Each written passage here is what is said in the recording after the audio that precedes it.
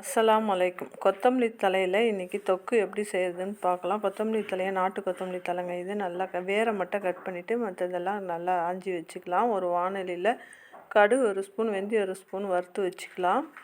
சிவக்க வறுத்துக்கிட்டு மிளகாவையும் அதிலே போட்டு வறுத்துக்கலாம். நான் விதையை மட்டும் எடுத்துட்டேன், வெறும் மிளகா மட்டும் வச்சுக்கிட்டேன். பூண்டு கொஞ்சம் எடுத்துக்கலாம், புளி கொஞ்சம் எடுத்துக்கலாம். ஒரு வாணலியில் எண்ணெய் ஊற்றிட்டு பூண்டை ஃபஸ்ட்டு போட்டுக்கலாம். அடுத்தது புளியை போட்டு நல்லா வதக்கிக்கலாம் எண்ணெயிலேயே.